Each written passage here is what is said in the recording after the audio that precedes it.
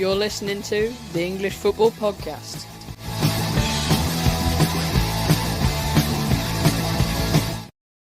Hello and welcome to the English Football Podcast. Hello listener, and today is the England talk about England versus France. Theo, England are knocked out yet again of a World Cup tournament. We'll start off with the ref. Obviously there's been a lot of controversy about that. What are your views on it, Theo? To be honest, I can't really talk about it. It just annoys me. He was so bad, and even Maguire said it in his interview. And every foul that we had, that you could clearly see, fouls outside the box, and to lead up for their goal, there was a foul on Saka, and like every foul and every push, he just wouldn't give it. He was terrible. I don't think he should ref another game. He was so bad. He was terrible. That's yeah. Do you think, Luca? Do you think if we had a different ref that was maybe a lot better, we would have won? We would have won, or at least got a draw in full time out of that, because, as you said, their first goal was leading up to the foul. I know we equalised, was leading up to the foul from Saka. I know we equalised, but I think we could have got away with a win in that game, a win.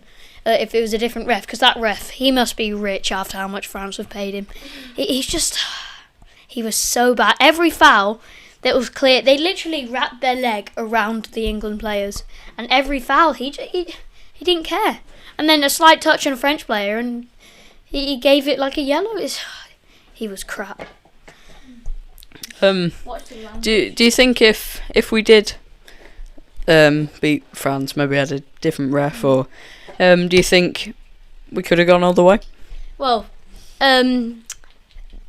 it's the thing is, like, the ref didn't give about one yellow card for the first 6 fouls. Like, he just wouldn't give cards, and then I reckon if it was a different ref, we would have got a draw in full time probably, but I reckon we could have won, because we could have won the whole thing if it was I know we ref. did get another pen and we missed, but it would have at least full time 1-1, and then I think it's down to the pen shootout, and yeah, that's not the ref. If it was a different ref, we would have won that game. And I think if we beat a team like France, and especially with Brazil not in the competition, I think we would have gone the whole way, and we could have easily won the game if we just had a different ref in this game.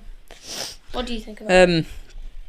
Well, yeah, I said on the Daily Match Review, if we were the better side against France, you could clearly see it, and I think there's players like Bellingham who are really starting to come through as like really good youngsters who have a lot of their career left, and I think if you can obviously look at the negatives of it, and obviously the referee, the penalty, but I think with the way we played, and obviously if we did have a different ref, we could have got a result out of that.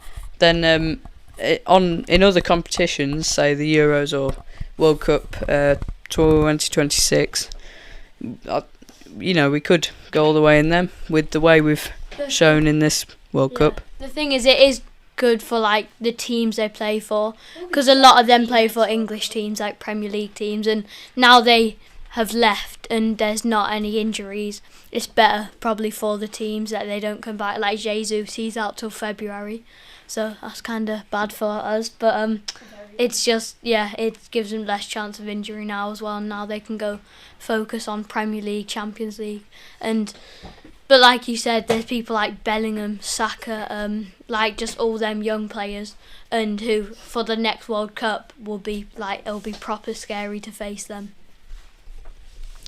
Just from I'm a West Ham fan, I'm just saying, as a West Ham fan point of view, you'd never have thought that the West Ham players that have gotten furthest in this tournament is Vlasic. Well, he's gone on loan, but Vlasic, Aguerd from Morocco, not Paqueta, the Brazilian number 7, or Declan Rice.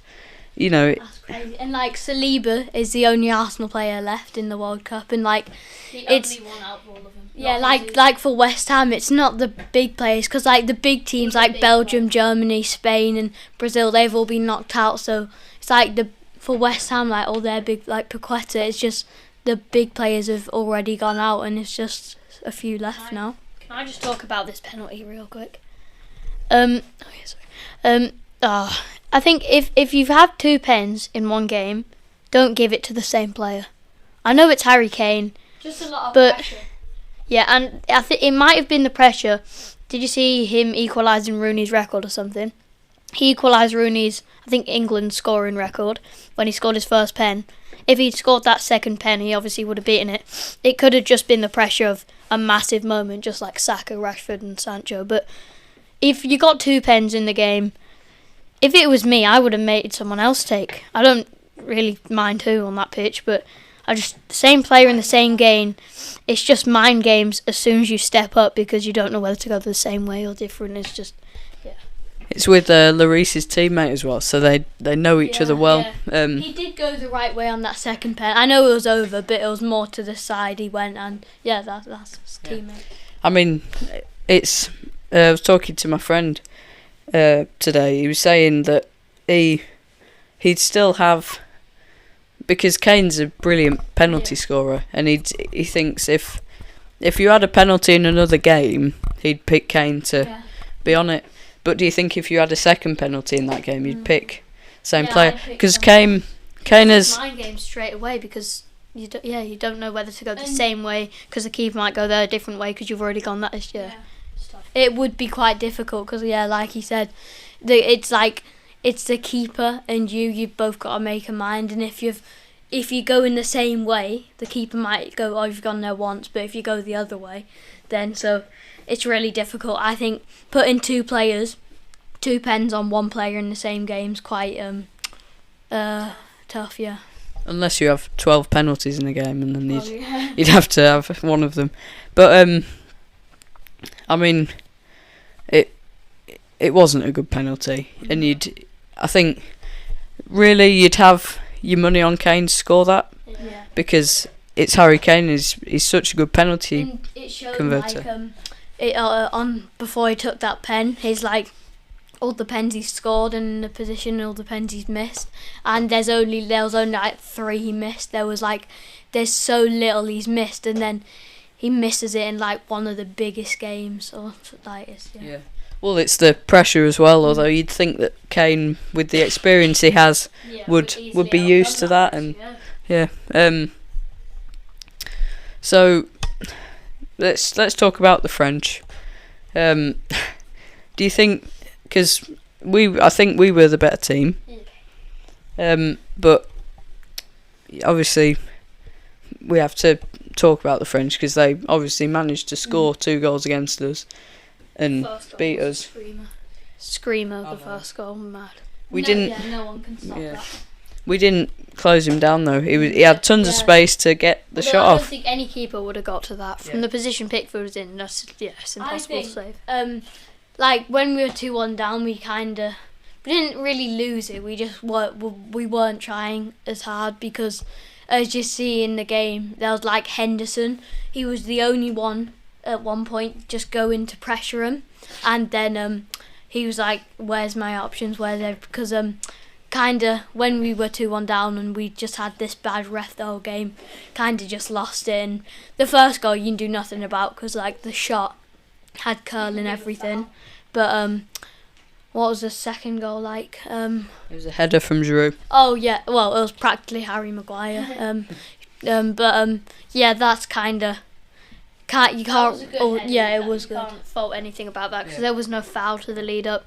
Everything was fine on that goal, so you can't fault that. But first goal, I just think it's a foul. Give it. I know they couldn't after because it was too far time, like 45 seconds along, so it was too far. But still, just give it at the time, ref. I mean, I think we all knew it was over in the 110th minute after Rashford put the free kick over the bar. It was a close free kick, in all fairness. I don't get so many people are blaming it. It's a free kick. You can't blame someone when it's a free kick. If it was a pen in the 110th minute, I can get why you're blaming them. But a free kick, it was close anyway. so close.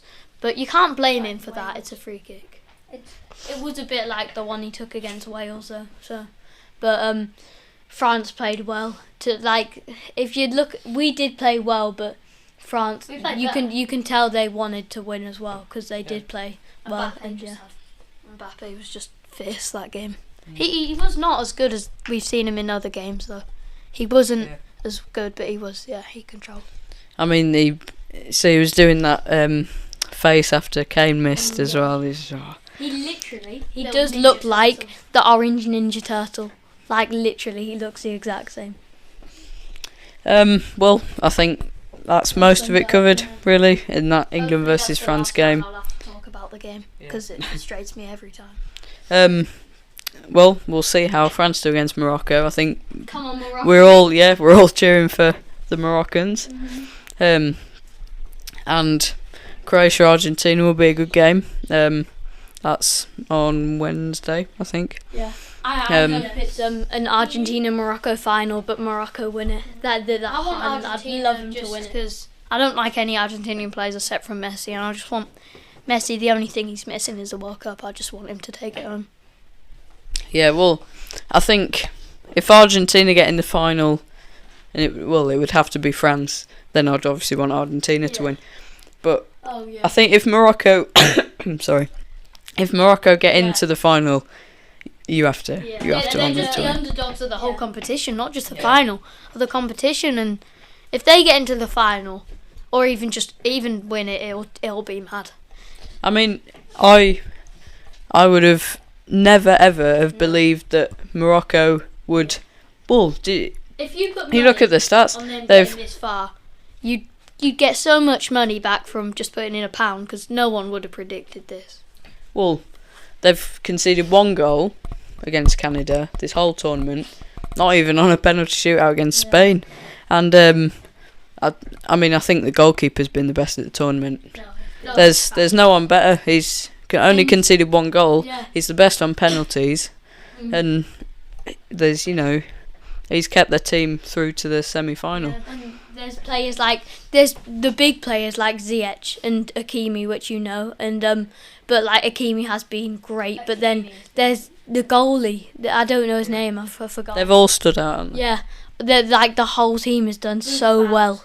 Bufal's very good. Well, that's everything covered now as well. Thank you for listening. You've been listening to the English Football Podcast. Subscribe for just £1 a month on Spotify to get exclusive debate weeks and episodes only subscribers can watch. I'm Callum. I'm Theo. And I'm Luca. Thank you for listeing. Goodbye. Bye-bye.